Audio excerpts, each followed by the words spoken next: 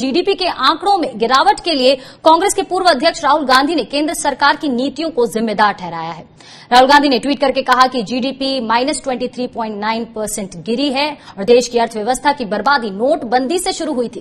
तब से सरकार ने एक के बाद एक गलत नीतियों की लाइन लगा दी। बता दें कि 31 अगस्त को सरकार ने जीडीपी के आंकड़े जारी किए थे, जिसमें 23.9% गिरावट दर्ज की गई थी। ज्यादा बातचीत और चर्चा के लिए जुड़ते हैं अर्थशास्त्री अखिल स्वामी जी से। अखिल जी, यहां पर जीडीपी में 23.9% की भयानक एक कह सकते हैं गिरावट दर्ज की गई है और उसी पर यहां कांग्रेस के पूर्व अध्यक्ष राहुल गांधी का यह कहना है कि इसके लिए केंद्र सरकार की नीतियां जिम्मेदार हैं। खासतौर पर बर्बादी तब शुरू हुई जब नोटबंदी का ऐलान कर दिया गया। सर, आप इससे कितना सहमत हैं? समस्याएं बिल्कुल तब से शुरू हो गई थी जब नोटबंदी हुई थी, उसके बाद जो जीएसटी जिस तरह से इम्प्लीमेंट हुआ उससे हुआ। लेकिन जो मुख्य समस्या क्रिएट हुई मेरी जानकारी के अनुसार, मेरे विश्लेषण के अनुसार, जब आपने देश का कंप्लीट लॉकडाउन किया। देखिए, विश्व के किसी भी देश ने कंप्लीट लॉकडाउन नहीं किया। चीन ने भी अपने एक प्रांत में जहां से ये बीमारी शुरू हुई उसको वहीं सीमित कर दिया। आज उसकी जीडीपी ग्रोथ अप्रैल जून के महीने में 3% की है। हमारी जीडीपी जो भयंकर गिरावट हुई है, ये जो कम हुआ पूरे देश को आपको बना दिया जी। जब हुई थी, अगर केवल उसको सीमित कर दिया होता तो ये आर्थिक गिरावट होती। देखिए, आज की जो परिस्थिति है उसमें हम जो है वो है चीन। अगर चीन 3.2% पे ग्रोथ कर रहा है और हम 27-28% की गिरावट देख रहे हैं और हम ये देख रहे हैं कहीं भी पूरी तरह से लॉकडाउन खत्म नहीं हुआ है। सैटरडे संडे हो रहा है, कहीं रात को हो रहा है, कहीं पे थोड़ा हो रहा है। बीमारी बढ़ती जा रही है। कोरोना 70,000 75,000 रोज आ रहे हैं। तो हमको चूज करना पड़ता है कि हम कैसे कोरोना को, किस अर्थव्यवस्था को बर्बाद करने से रोक। अब मई जून के महीने में कोरोना इतनी बेहतर स्थिति में था, अगर लोकलाइज्ड एनेस्थीसिया देके इस समस्या का समाधान कर दिया होता की इतनी बुरी हालत ना होती। देखिए, जब सीमाओं पे तनाव है उस समय अगर एक जो हमारा अगल देश है वो पूरी तरह से ग्रो कर रहा है, हम ग्रो नहीं कर रहे हैं, ये हमारी क्षमता को भी कम करता है। तो हमें कोरोना को भी रोकना है, हम अपने आर्थिक विकास को भी बढ़ाना है। जी, शुक्रिया अखिल स्वामी जी हमारे साथ जुड़ने के लिए। तो भारत के इतिहास में दर्ज हुई है सबसे बड़ी गिरावट और उसी पर जीडीपी में गिरावट को लेकर यहां राहुल गांधी ने उन पर निशाना साधा है, मोदी सरकार पर। और सबसे बड़ी बात उन्होंने ये कही कि नोटबंदी से ही शुरू हुई है अर्थव्यवस्था की बर्बादी और उसके बाद लगा दी गलत नीतियों की लाइन।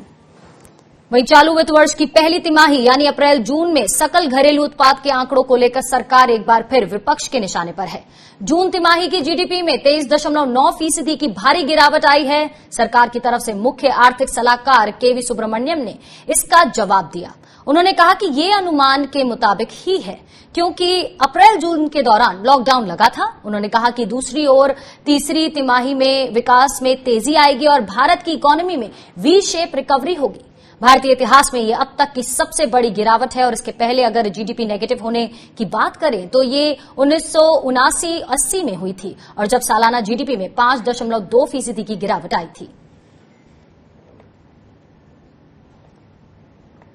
और वहीं कांग्रेस महासचिव प्रियंका गांधी ने भी जीडीपी में आई ऐतिहासिक गिरावट को लेकर मोदी सरकार पर हमला बोला है। उन्होंने कहा कि बीजेपी सरकार ने अर्थव्यवस्था को डुबा दिया। प्रियंका गांधी ने ट्वीट कर कहा कि आज से 6 महीने पहले राहुल गांधी जी ने आर्थिक सुनामी आने की बात बोली थी। कोरोना संकट के दौरान हाथी के दांत दिखाने जैसा एक पैकेज घोषित हुआ, लेकिन आज हालत देखिए, जीडीपी -23.9% है। वहीं बीजेपी सरकार ने अर्थव्यवस्था को डुबा दिया।